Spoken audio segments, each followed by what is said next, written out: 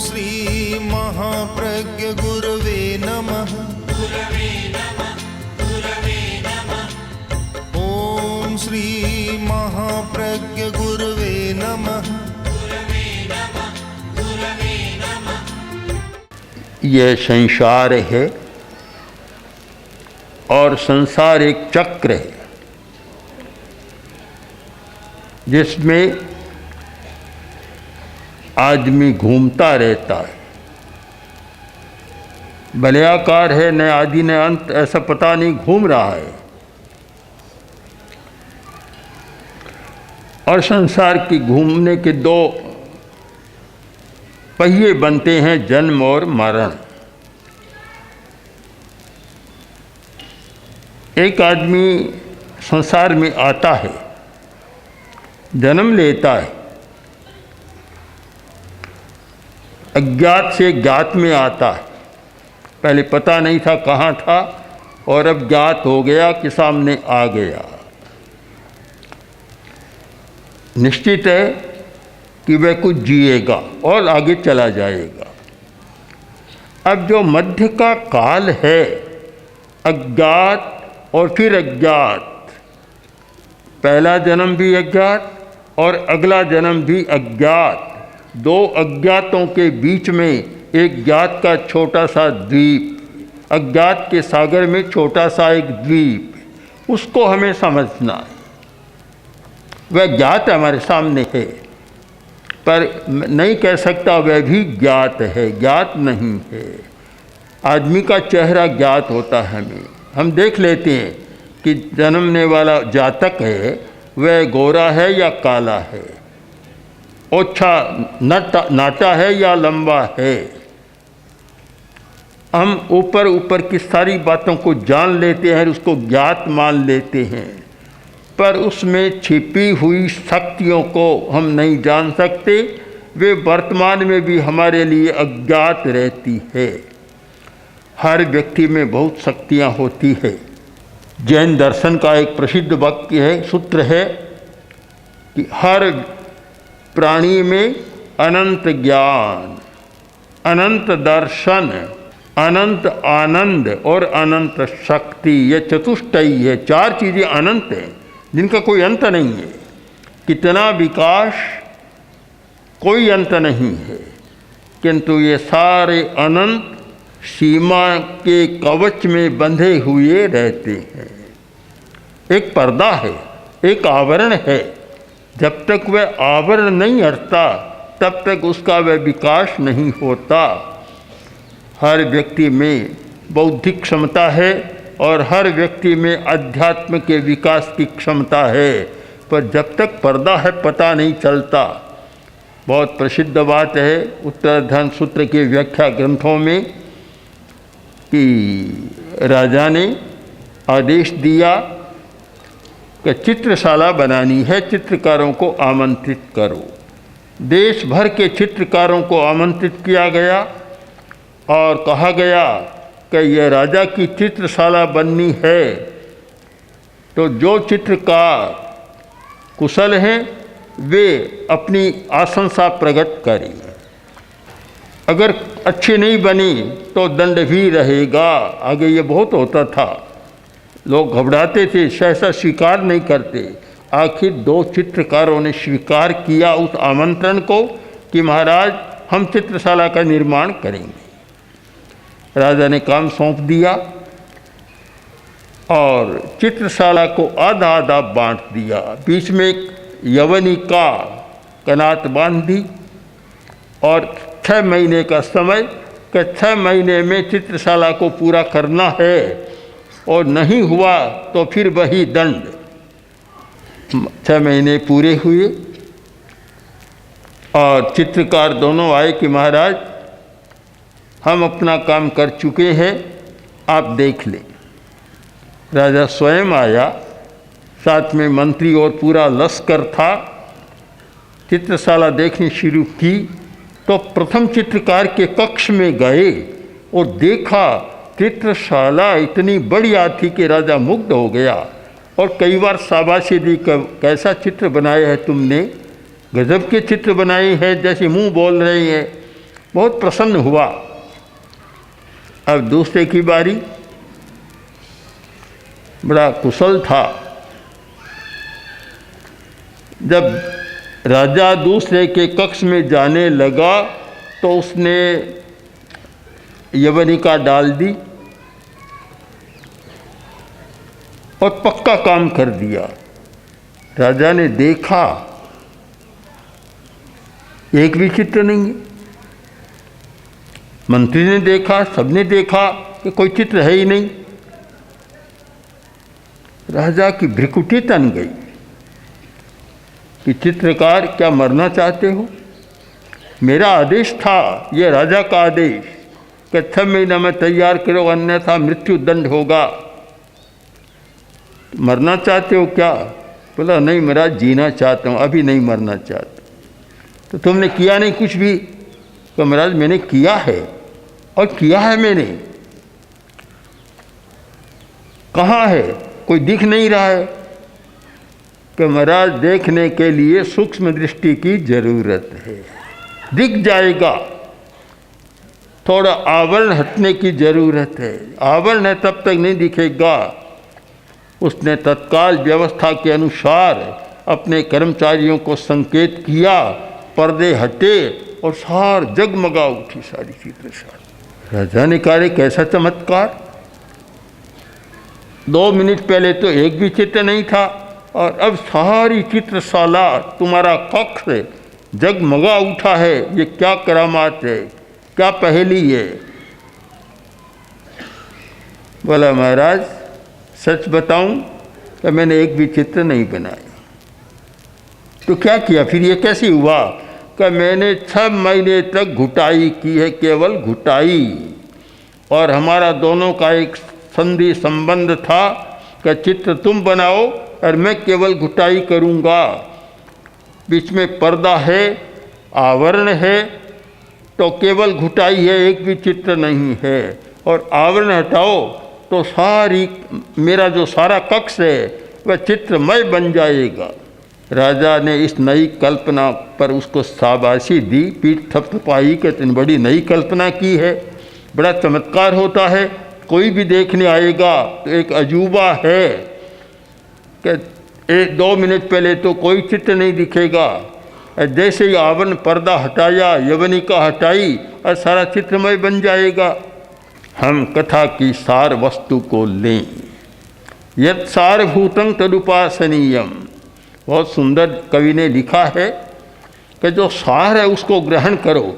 अब इस कथा का मर्म क्या है, इसका सार क्या है, इसका नवनीत क्या है? वह यह है कि घुटाई करो तो सारी क्षमताएं प्रकट हो जाएगी। क्षमताएं तुम्हारे आसपास है, केवल यवनिका है बीच में, केवल एक पर्दा है, एक आवरण है। उस आवरण को हटाओ तो सारी क्षमताएं तुम्हारे भीतर प्रकट हो जाएगी। और पर्दा को नहीं हटाओ तो फिर कोई भी क्षमता प्रकट नहीं होगी। मैं मानता हूँ माता पिता, शिक्षक और धर्म गुरु, इन सब का काम यह है कि अब माता पिता का काम है कि अपने संतान के आवरण को हटाए। शिक्षक का काम भी यही है, गुरु का काम भी यही है। शिक्षक का काम है अपने विद्यार्थी का पर्दा हटा दे। पढ़ाना काम नहीं है, पढ़ाना कितना पढ़ाएंगे? अनंत पारंकिल शब्द शास्त्रम, अनंत ज्ञान है, कितना पढ़ाएंगे? केवल वह क्षमता प्रकट कर दो कि वह स्वयं पढ़ सके।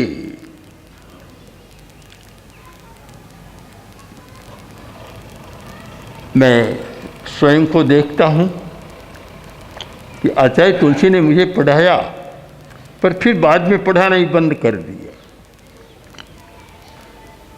वह क्षमता प्रकट करो कि वह स्वयं पढ़ सके। भीतर में शक्ति जगा दो, प्रकाश भीतर का कर दो, वह स्वयं आलोक में रहे, कभी अंधकार में न जाए। भीतर की शक्ति हमारी प्रकट हो जाए। गुरु का भी यही काम है, शिक्षक का भी यही काम है। शिक्षक का काम है कि विद्यार्थी की चेतना को जागृत कर दे, उसके आवरण को हटा दे और ये क्षमता पैदा करे कि वह स्वयं सारा ज्ञान प्राप्त कर सकेगा। आज की हमारी कठिनाई यह है कि माता पिता को तो अपनी संतान को तैयार करने का, वह पर्दा, संतान का पर्दा हटाने का मौका ही नहीं मिलता कि छोटी अवस्था में बाहर गए, पढ़े, फिर विदेश चले गए, अब माता पिता बूढ़े हो गए तो भी बच्चा आ नहीं सकता, वह तो वहाँ कोई डॉक्टर बन गया, कोई कुछ बन गया, वर्ष में कोई 2-4 दिन आ जाता है। तो आज के माता पिता की समझदारी तो यह है कि वे पुत्रों से ज़्यादा आशा न रखें। पहले तो ये था कि बुढ़ापे में हमारी सेवा करेंगे, अब इस धारणा को बदल देना चाहिए। धारणा रखेंगे तो और मन में कष्ट होगा, अब तो ये स्वयं अपनी सेवा कर सकें, हमारी इतनी ताकत रहे कि हम स्वयं अपनी सेवा कर सकें। ऐसे लोगों को देखा है, बहुत संपन्न है, अनेक पुत्र है, बड़े बड़े हैं, सब बाहर रहते हैं और माँ के पास केवल कोई नौकरानी या कोई रहती है, वह उसकी परिचर्या करती है। एक सारा सिस्टम बदल गया। तो माता पिता से आशा करना कि वे अपने बच्चों को, संतानों को संस्कार देंगे, शिक्षा देंगे, करें तो आज 25% भले ही कर लें, 75% तो न करना ही अच्छा है। करेंगे तो मिथ्यावाद होगा। अब रहा शिक्षक का कि शिक्षक तैयार करे, वह आवरण को हटाए, यह भी बड़ा कठिन हो गया, क्योंकि शिक्षक आज गुरु नहीं है, शिक्षक। पुराने ज़माने तो गुरु होता था, वह उसे सारी चिंता करता था। आज तो चिंता इस बात की है कि शिक्षक को अपना पूरा वेतन मिल जाए और क्लासें चाहे खाली रहे, कुछ भी रहे, बाहरी समस्या है। बड़े बड़े विश्वविद्यालयों की स्थिति को जानता हूँ कि वहाँ के प्रोफेसरों ने बताया कि हमारे यहाँ वर्ष में 80 क्लास अनिवार्य है, पर लगती नहीं है, बिल्कुल ही नहीं लगती है, बहुत कम लोग जाते हैं। ये संबंध नहीं रहा शिष्य और गुरु का कि गुरु पढ़ाने वाला शिक्षक कोई गुरु है और वह उसको तैयार करे, इसकी चिंता बहुत कम होती है। तो वहाँ भी यह नहीं रहा। अब आ गया है धर्माचार्य का, धर्म गुरु का। तो उनके पास तो कितने लोग आते हैं, बहुत कम आते हैं और शायद धर्म गुरुओं का भी ध्यान आज अपने शिष्यों के व्यक्तित्व को निखारने का, बनाने का ध्यान कम है और बाहर की बातों में ज़्यादा हो जाता है। उनके लिए समय देना, समय का नियोजन करना, उनके पढ़ने की व्यवस्था करना, सारा ध्यान रखना बड़ा कठिन हो रहा है। और इसलिए हो रहा है कि गुरु के पास भी अनुशासन की शक्ति नहीं है। इतना बिखराव है कि वह न संगठन न अनुशासन की शक्ति। एक संप्रदाय की साध्वियाँ थी और हमारी समणियाँ गई, दोनों का साथ में कार्यक्रम था। समणियों ने वक्तव्य दिया और बातचीत की, सारा देखा तो पूछा कि आपकी शिक्षा कहाँ होती है, इतनी बड़ी अहमियत कोई पढ़ाने वाला नहीं है, कोई बताने वाला भी नहीं है, हम क्या करें। यह स्थिति बड़ी विचित्र है और मैं देख रहा हूँ। इसका कारण कि न गुरु का अनुशासन और न शिष्य गुरु के पास रहना बहुत ज़्यादा चाहते। बड़ी विचित्र स्थिति। फिर कैसे निर्माण हो।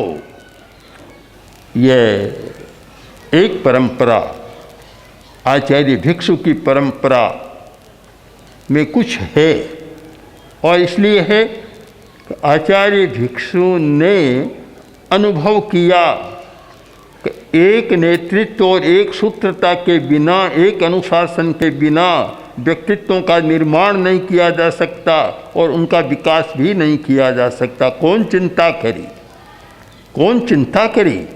सब अपने अपने रहे, बस जीवन चलाए, पढ़े न पढ़े कोई खास बात नहीं है।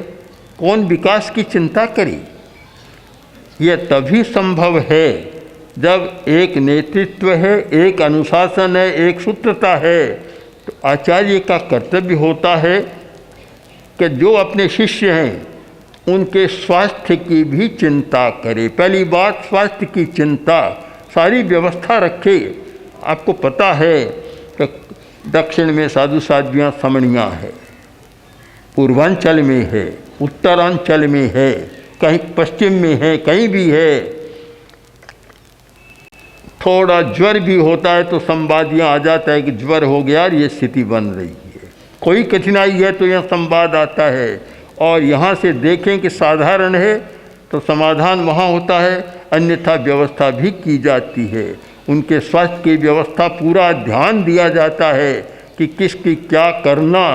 पूरा लेखा जोखा महाश्रवण के पास है कि इस वर्ष में भी कहाँ कहाँ कितना किया गया, कितनों को बदला गया, कितनों को भेजा गया, कहीं समणियों को भेजा गया, कहीं साधु साध कैसे किया गया। तो पहला काम होता है उनके स्वास्थ्य की चिंता करना। दूसरा काम है उनके चित्त समाधि की चिंता करना कि उनकी चित्त समाधि कैसी है। साधु बन गए, चित्त समाधि पहला तत्व है उनका। हमने एक सूत्र को अभी बहुत गहराई से समझने का प्रयत्न किया और उस पर लिखा कि आर्त ध्यान है वहाँ चित्त समाधि नहीं हो सकती। जहाँ आर्त ध्यान है, आर्त ध्यान का मतलब प्रिय का वियोग और अप्रिय का संयोग होने पर होने वाली मन की अवस्था, वह है आर्त ध्यान। या वेदना होने पर, रोग होने पर व्याकुल हो जाना, वह है आर्त ध्यान। जब आर्त ध्यान है वहाँ चित्त समाधि नहीं हो सकती। हमने तो प्रयत्न किया है कि हमारे धर्म संघ में साधु साध्यों में आर्त ध्यान न हो, चित्त समाधि रहे। और 2 वर्ष पहले, 1 वर्ष पहले चित्त समाधि वर्ष भी हमने साधु साध्यों के लिए मनाया था। और भी लोगों का ध्यान रखते हैं, और भी आज कितने प्रयोग है। प्रेक्षा ध्यान के प्रयोग बहुत सारे, शायद सैकड़ों बीमार या दूसरे व्यक्ति आते हैं, उनको प्रयोग बताया जाता है और वापस संवाद मिलता है कि अब बहुत ठीक हो गया, बहुत अच्छा हो गया, बहुत ठीक काम चल रहा है। यानी आर्त ध्यान न हो इसका चिंतन करना। तो मैं चाहता हूँ कि सब लोग चिंतन करें, कि अपने व्यक्तियों को तैयार करें, थोड़ा समय लगाएं, तैयार करें। आज समाज में भी, गृहस्थ समाज में भी बहुत युवक अच्छे तैयार हो सकते हैं, पर आज की ऐसी कठिनाइयाँ हो गई कि कहा नहीं जा सकता। मैं साफ कर दूं कि तैयार तो हो रहे हैं। आज छोटी छोटी लड़कियां, छोटे छोटे लड़के CA, MBA, कंप्यूटर साइंस आदि आदि में बहुत अच्छे दक्ष हो रहे हैं, किंतु जीवन का एक पक्ष है चरित्र का, नैतिकता का और अपने इमोशन पर कंट्रोल करने का आध्यात्मिक पक्ष है, वह बिल्कुल गौण हो रहा है। इसका परिणाम शादी होने पर सीधा सामने आता है कि पहले दिन शादी है, दूसरे दिन तलाक की तैयारियां हो जाती। कभी कभी तो मैंने सुना कि सुबह शादी हुई, शाम को तलाक भी हो गया। एक दूसरे को सहन करना नहीं जानते, सहन करने की शक्ति नहीं है।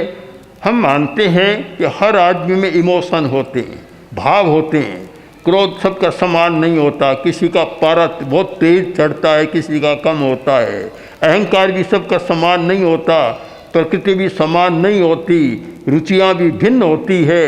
ये इतना हर व्यक्ति में भिन्नता है।